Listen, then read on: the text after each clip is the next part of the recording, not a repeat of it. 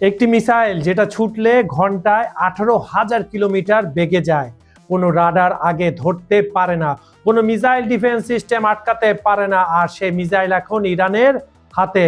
আর পেছনে কে রয়েছে? চীন।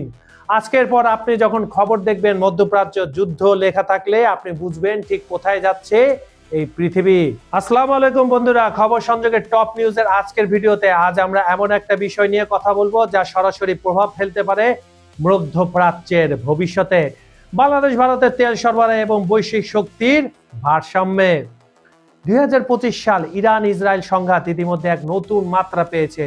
জুন মাসে, মানে কোন জুন, 2025 জুন মাসে ইসরায়েল ইরানে পারমাণবিক স্থাপনা, মিসাইল কারখানা ও সামরিক ঘাঁটিতে বড় হামলা চালায়। কিন্তু এরপর যা হলো সেটা বিশ্বকে স্তব্ধ করে দিল। ইরান পাল্টা জবাব দিল হাজারো মিসাইল দিয়ে, আর সেই মিসাইলের পেছনে ছিল একটি নাম, চীন।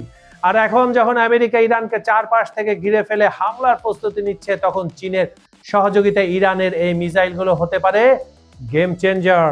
এটা নতুন কোনো গল্প নয়, কিন্তু 2025-এ এটা এমন পর্যায়ে পৌঁছেছে যে আগে কখনো দেখা যায়নি। আর 2026 তো আরো আপডেট হয়েছে।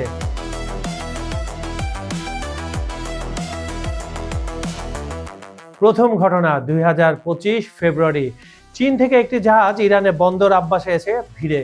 কার্গোতে ছিল 1000 টন সোডিয়াম পারক্লোরেট। এটি সলিড ফুয়েল মিসাইল তৈরির প্রধান কাঁচামাল। বিশেষজ্ঞরা হিসাব করে বলেছেন এতটুকু উপাদান দিয়ে প্রায় 260টি খাইবার শেখান মিসাইল বানানো সম্ভব। দ্বিতীয় ঘটনা 2025 সালের মাঝামাঝি, ইসরায়েলি হামলায় ইরানের মিসাইল কারখানা ক্ষতিগ্রস্ত হওয়ার পরও ইরান তার স্টক পুনরায় প্রায় 3000 মিসাইলে নিয়ে আসে। ইউরোপীয় গোয়েন্দা সংস্থাগুলো বলছে এটা সম্ভব হয়েছে চীনের আরেকটি বড় শিপমেন্টের কারণে। তৃতীয় ঘটনা DF-17 মিসাইল, সবচেয়ে ভয়ঙ্কর খবর। রিপোর্ট বলছে চীন তার ডংফেং 17 হাইপারসনিক মিসাইল ইরানকে সরবরাহ করেছে। এই মিসাইল পারস্য উপসাগরে মার্কিন বিমানবাহী রণতলী পর্যন্ত আঘাত করতে পারে। এবং শুধু মিসাইল নয়, HQ-9B long range air defence সিস্টেমও, YLC-8B রাডার, এগুলো চীন ইরানকে দিয়েই যাচ্ছে। বন্ধুরা বুঝতেই পারছেন, শুধু মিসাইল না, একটা পুরো যুদ্ধ ব্যবস্থা চীন তুলে দিয়েছে ইরানের হাতে।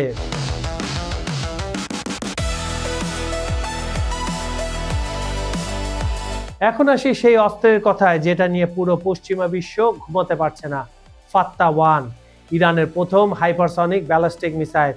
2023 সালে এটি প্রথমবার দেখানো হয়, তখন পশ্চিমারা হেসে উড়িয়ে দিয়েছিল। কিন্তু 2024 ও 25 সালে ইসরায়েলে হামলার সময় যখন মিসাইলের ধ্বংসাবশেষ পরীক্ষা করা হলো, গবেষকরা নিশ্চিত করলেন এটি ফাত্তা-1।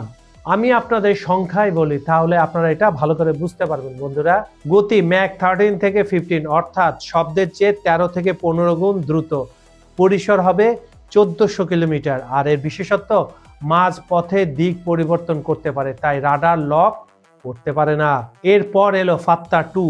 এটি একটি হাইপারসনিক ক্রুজ গ্লাইডেড ভেহিকল, অর্থাৎ এটি বায়ুমণ্ডলে গ্লাইড করতে করতে টার্গেটে পৌঁছায়, আরো কম উচ্চতায়, আরো অনির্ভরযোগ্য পথে। এবং আছে খোরামশা-4, পরিসর হচ্ছে 2000 কিলোমিটারের বেশি। এই মিসাইলের মুখে আছে ইসরায়েল, সৌদি আরব এবং পারস্য উপসাগরের সেই মার্কিন ঘাঁটিগুলো। ইসরায়েলের অ্যারো-3 ডেভি স্লিং আয়রন ডোম, 3 স্তরের ডিফেন্স। তবুও এই মিসাইল আটকানো কঠিন। কেন সেটা বলছি একটু পরেই। আগে সাবস্ক্রাইব বাটনটা চেপে রাখুন, কারণ এই ভিডিওটার বাকি অংশে আরো অবাক করবে আপনাকে। সাধারণ ব্যালিস্টিক মিসাইল একটি নির্দিষ্ট বাঁকা পথে চলে। রাডার সেই পথ হিসাব করে আগে থেকে ইন্টারসেপ্ট পাঠায়।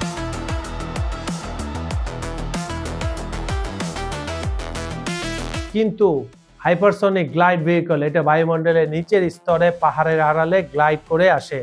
রাডার দেখতে পায়, কিন্তু তখন সময় থাকে মাত্র কয়েক সেকেন্ড। আর সেই কয়েক সেকেন্ডে ইন্টারসেপ্টর প্রস্তুত করা প্রায় অসম্ভব। একজন ব্রিটিশ বিশেষজ্ঞের কথাই বলি, রাডার মিসাইল দেখতে পায় যখন এটি দিগন্তের উপরে আসে, কিন্তু হাইপারসনিক গ্লাইড ভেহিকল নিচু দিয়ে আসে, পাহাড়ে আড়াল করে, তখন দেখলেই বুম, একেবারে শেষ। তাহলে কি ইসরায়েল সত্যি নিরুপায়?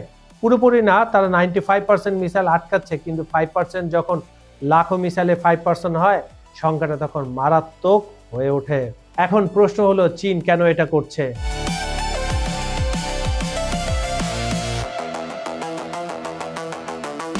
চীন ইরানের তেলে 95% কেনে। ভেনেজুয়েলার রাজনৈতিক পতনের পর চীনের ইরানি তেলের উপর নির্ভরশীলতা আরো বেড়েছে।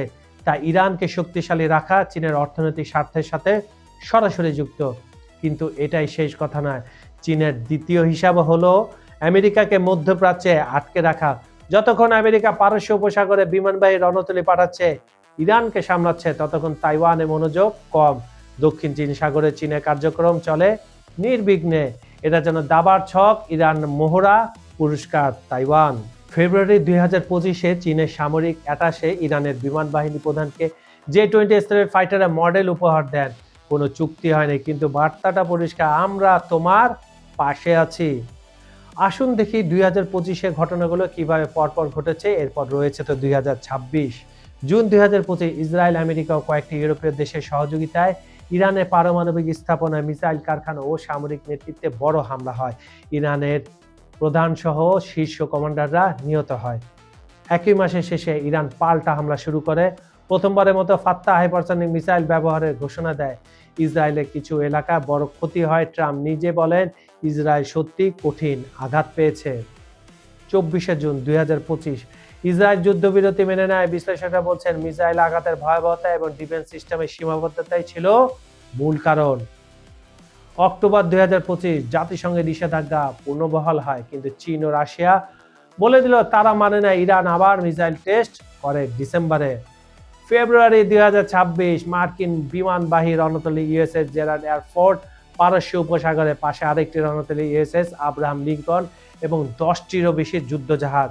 ইরানের কাছে চীনা DF-70 মিসাইল। আরও দুই পক্ষের মাঝখানে পুরো মধ্যপ্রাচ্য।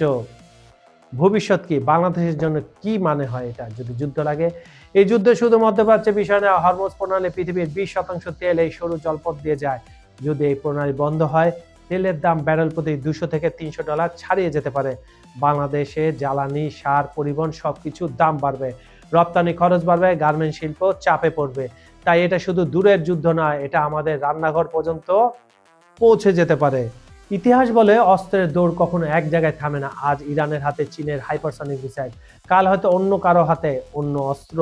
পৃথিবী এমন একটা মোড়ে দাঁড়িয়ে যেখানে একটা ভুল সিদ্ধান্ত লক্ষ মানুষের জীবন বদলে দিতে পারে। আপনার কি মনে হয়, চীনকে যুদ্ধে সরাসরি হস্তক্ষেপ করবে নাকি ইরানকে দিয়ে খেলা চালিয়ে যাবে আড়াল থেকে? কমেন্টে জানান। এই ভিডিওটা যদি আপনার কাছে ভালো লেগে থাকে তাহলে কি করবেন? শেয়ার করবেন, অন্য একজনকে পাঠাবেন যিনি বিশ্ব রাজনীতি বোঝেন, কারণ এই খবর সবার জানা দরকার। সাবস্ক্রাইব করুন, বেল আইকনে চাপ দিন। পরের ভিডিওতে দেখা হবে। বিজ্ঞাপন ও প্রমোশনের জন্য ডেসক্রিপশনে দেওয়া নাম্বারে যোগাযোগ করতে পারেন। খবর সংযোগের টপ নিউজের অনুষ্ঠানটি আপনারা পৃথিবীর কোন প্রান্ত থেকে দেখছেন কমেন্টে জানান। Bangladesh, Bharat, Pakistan, Sri Lanka, Nepal, Bhutan, Maldives, Indonesia, Malaysia, Thailand, চীন, America, UK, Italy, Spain, Hungary, Poland, Georgia, Russia, Europe, Ukraine, Brazil, Argentina, সৌদি আরব, কুয়েত, ইরাক, ইরান, জর্ডান, মিশর, সিরিয়া, দুবাই, মধ্যপ্রাচ্য, যেখান থেকে দেখুন না কেন, আমরা আপনার মতামত শুনতে চাই। আজ এই পর্যন্ত। আমি কাজল হায়দার বিদায় নিচ্ছি। দেখা হবে পরের ভিডিওতে নতুন কোনো ইস্যু নিয়ে। ভালো থাকুন, নিরাপদে থাকুন।